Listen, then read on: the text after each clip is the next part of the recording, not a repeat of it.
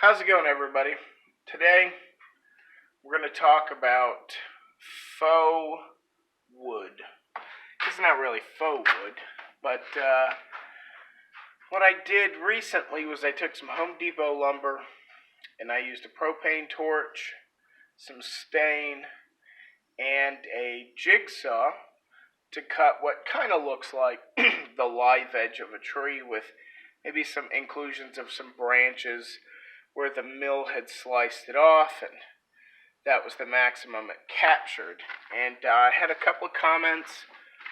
People liked it quite a bit. So I just wanted to kind of give a rundown and show what we just did. So what you just saw was the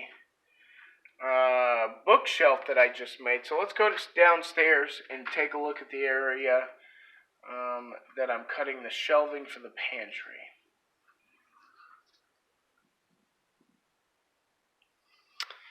So we're back down here, and this is a Home Depot 2x12. I don't even know how much they cost. Let's say they're $12. It's about 8 feet long, and as part of the prep work for the space that I need, I've cut one side of it off to 80 inches. And what I did was go through, I don't know where the blade is. So I went through and cut this edge here with the jigsaw, and also came back in and did some drill holes. Started freehanding some hearts onto these shelves. Did it there.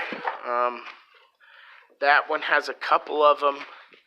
And afterwards, I got the propane torch, and no stain this time, just a propane torch, and I used a wipe-on polyurethane. And I actually did brush that finish on. And this is what we came out with. Obviously, this one does have our heart pattern in it. And then those are some of the ones we're working on here in a second. So the reason that I did this is because finding lumber that is in great condition, what you need out of it, as far as color or size, and price is pretty difficult.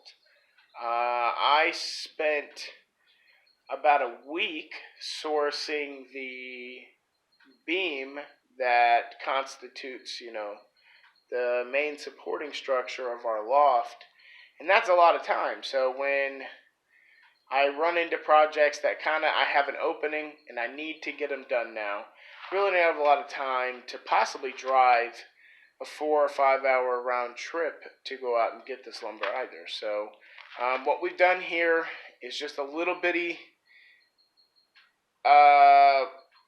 cheat that you can make to make some pretty quality lumber and fit pretty much any project you want.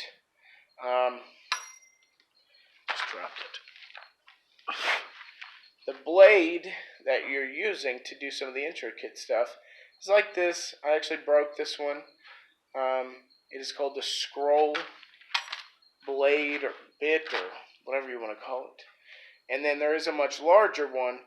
I did use the larger one to kind of do some of the broad sloping angles, but the live edge portion of the lumber. And we're going to talk about how you should do that, or how I believe you should do it for the greatest effect. But let's go outside and take a look at some of our finished pieces right now. So here's some of our finished pieces. We'll kind of go down here and get some of this sun so we can kind of see what shape the boards are in. I did go over them with 2 coats of that polyurethane, and I did a wide variety of different heart patterns. Let's see if we can get that shine in there. Yeah, see? We got quite a bit of gloss on them, and just a lot of variety. Let's flip one of these up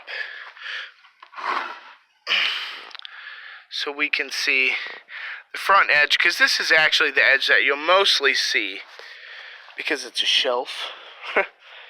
There'll be stuff on it, so you got a really, really crazy amount of texture and change in that front edge you cut.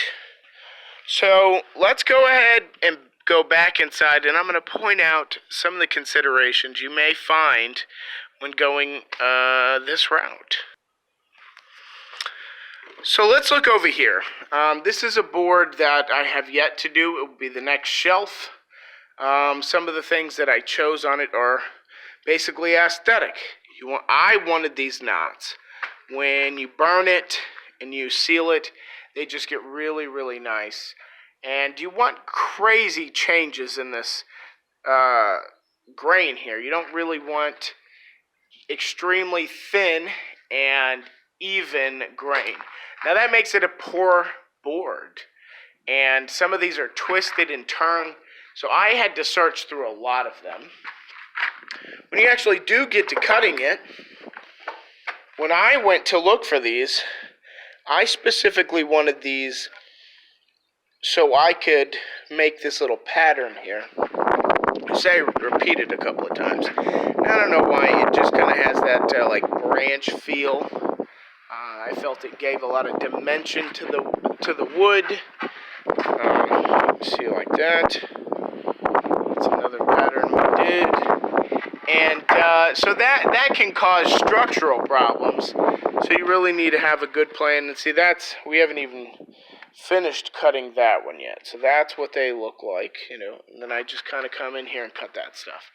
Now, when you cut this front here, from above, I make some really hardcore turns in and out, in and out. And it kind of looks a little weird when viewed from the top here. And I was worried about it early on, but the change in,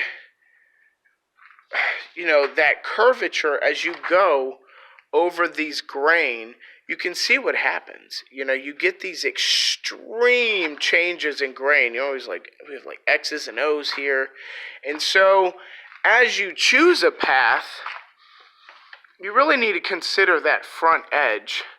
And I just chose to have kind of a goofy looking live edge, if you will, with stuff like this down here. It just waves for no reason. Like a tree doesn't look like that. But the trade-off is you come in here and just get these really, really intricate and nice patterns.